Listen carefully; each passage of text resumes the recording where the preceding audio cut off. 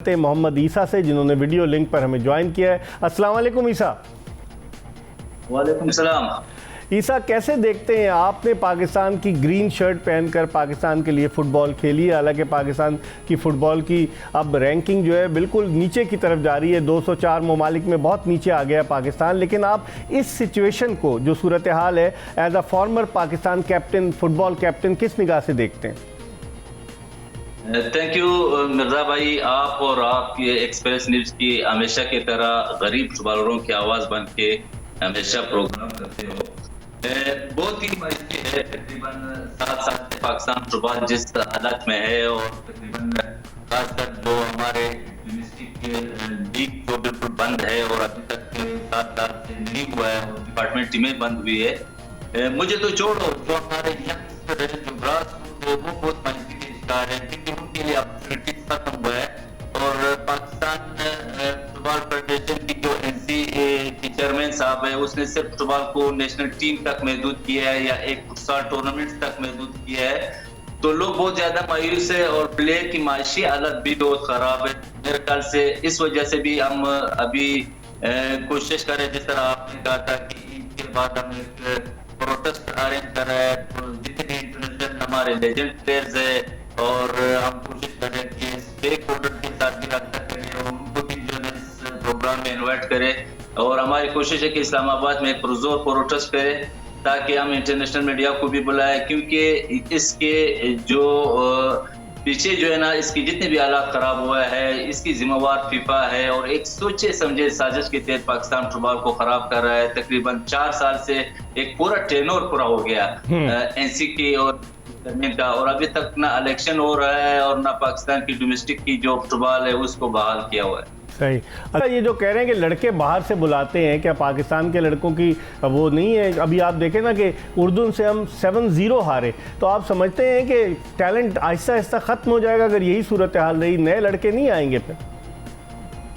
जब आपके पास टेक्निकल लोग ना हो, और जिस तरह अभी हमारे फुटबॉल चला रहा है, और आप देखो 17 मैचेस में हमने सिर्फ 1 मैच जीता है, बाकी जितना भी मैच हम बहुत बुरी तरीके से आ रहे हैं। इसकी वजह यही है, कोई प्लान हमारे पास है नहीं। आप देखो, अगर आप एसटी देखें तो हमेशा जब भी नेशनल टीम ने रिजल्ट दिया है, वो पाकिस्तानी लोकल प्लेयरों ने दिया है। कभी भी जो प्लेयर आता है, इससे हमें रिजल्ट नहीं मिलता है, क्योंकि ये इतने आउटस्टैंडिंग प्लेयर नहीं है कि जिस तरह अब अफगानिस्तान की टीम में जो पार्टनर खेल रहा है, अभी अफगानिस्तान इंडिया को बीट किया है, वो प्लेयर बिल्कुल हकीकत में प्रोफेशनल है। ये जो हमारे पास आते हैं ना, जो पाकिस्तानी है, ये सेमी प्रोफेशनल है, ये प्रोफेशनल प्लेयर नहीं है कि बहुत बड़े क्लबों में खेल रहा है। देखो अफगानिस्तान का रिजल्ट सामने है कि उसने टीम को खड़ा किया है, मगर ये लोग से आ रहा है, हमारी टीम ने कभी भी अच्छा रिजल्ट नहीं दिया है। पता नहीं क्यों लोग इसके सपोर्ट में, और हमेशा बोलते हैं कि नहीं ये होना चाहिए। हमारे लोकल प्लेयरों पे अगर ध्यान दे, हमारे पास टैलेंट है, हमारे प्लेयर स्पिरिट के साथ खेलते हैं, हमारे प्लेयरों में जो है ना एक चीज है कि वो लड़ना जानते हैं ग्राउंड में, तो मेरे ख्याल से बहुत ही ज्यादा मायूसी है। और असल बात मैं करूं मिर्जा भाई, कि हमारे है, हमारे स्टेक होल्डर्स की कसूर है, हमारे इंटरनेशनल, हमारे कोचेस, इनकी खामोशी जो है ना, ये भी एक सवालिया निशान है कि हर एक अपने अपने कि हमें कुछ मिल जाए, इस वजह से सब खामोश है। हमने बार बार कोशिश किया इनको जगाने के लिए कि आप लोग प्रोटेस्ट पे निकले, तकरीबन 3 दफा मैं निकला हूँ, और ये 4थी दफा इस्लामाबाद जा, और मैंने सब प्लेयरों को इसलिए मैं इनवाइट कर रहा हूँ, और आपकी चैनल के जरिए से, कि खुदा के लिए जो ग्रास रूट के बच्चे हैं उनके लिए सोचे, और पाकिस्तान डोमेस्टिक। और ये ऐसी बात नहीं है कि ये बंदा जो है ना या इलेक्शन कराएगा या हमारे फुटबॉल को ठीक करेगा, ये अपने पैसे पे और अपने करप्शन पे इसकी ध्यान है, और उसके लिए प्लान करे कि हमें एक्सटेंशन किस तरह मिल जाए, और हमें जो है ना पैसा किस तरह इकट्ठा करे, पैसा किस तरह बना ले। इनके अलावा इनको कोई प्लान नहीं है। तो लिहाजा आप सबका पास बनता है कि हम सब इकट्ठे होके इसके खिलाफ आवाज उठाएं, और पाकिस्तान गवर्नमेंट से, पाकिस्तान गवर्नमेंट की जिम्मेवारी है कि पाकिस्तान गवर्नमेंट के साथ भी इसने वादा खिलाफी की है, झूठे वादे बात कराएंगे। हमीदा मिर्जा के साथ वादा किया है, फिर फवाद के साथ किया है।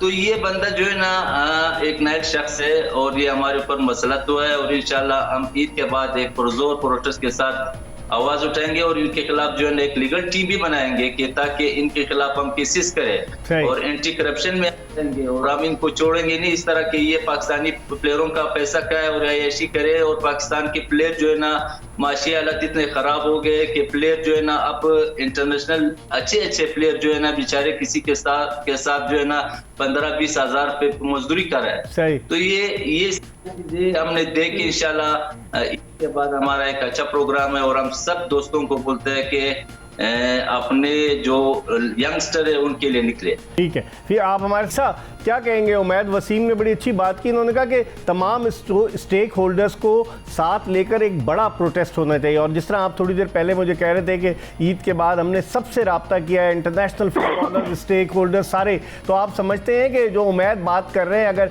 इस तरह का नहीं हुआ कोई प्रोटेस्ट तो फिर कोई फ़ायदा नहीं होगा ना, जो जिस तरह के छोटे छोटे प्रोटेस्ट अगर होंगे तो? बिल्कुल उमैद भाई ने बिल्कुल सही कहा है और यही बात है कि कम से कम ये कुछ साफी हजरात जो है ना वो हमारे साथ आवाज उठा रहा है और बिल्कुल इनकी जो वो गलत इकदाम है, जो एक गैर आईनी इकदाम है उसको एक्सपोज करते हैं हमेशा। तो यही वजह है कि हम भी जो है ना हमारी भी यही कोशिश है कि हमने कोशिश 2-3 दफा किया है, बड़े स्टेक होल्डर से रब्ते किए है कि खुदा के लिए जब तक आप एक टेबल पे नहीं आएंगे ये इसी तरह जो हमको जो है ना पूरी पाकिस्तान को डिवाइड किया, हर बंदे को अलग से लालच दिया हुआ है कि हम आपको सपोर्ट करेंगे, हम आपको डिस्ट्रिक्ट पिलाएंगे। तो इसी वजह से जो हमारे स्टेक होल्डर्स है वो भी खामोश बैठे हुए हैं कि ये हमें सपोर्ट करेगा, क्योंकि हर एक कोशिश करते वो शॉर्टकट रास्ते से आ जाए। और मेरे ख्याल से ये पाकिस्तान की एसटी का जो है ना एक मुतनाज़ा इलेक्शन होगा, क्योंकि फिफा ने इसको लगाया इसलिए कि चीजों को नॉर्मल करे, ये की बजाय ये चीजों को बिगाड़ रहा है। मतलब इतनी ज्यादा इंजीनियरिंग कर रहा है कि इसने रेफरीज का इलेक्शन किया, एक मुतनाज़ा इलेक्शन है और अभी फिर से ये कोशिश में लगा हुआ है कि एक अपने लोगों को किस तरह मतलब ले है, मगर लोग ये लड़ाई इसी वजह से हुआ है, ये लड़ाई इसी कुर्सी की वजह से हुआ है कि मतलब एक दूसरे को बर्दाश्त नहीं कर रहा है। तो इनकी गलत फहमी की कोशिश कर रहा है कि मैं अपने लोगों को ले आऊंगा, तो अब लोग कोर्टों की तरफ को कर चुके हैं। तो लिहाजा मैं फिर अपील करता हूँ कि आप सब जब हम सब इकट्ठे नहीं होंगे, चाहे वो कोचेस हो, प्लेयर्स हो, रेफरीज हो और स्टेक होल्डर्स हो, सब इकट्ठे होकर एक बड़ा प्रोटेस्ट करेंगे और फीफा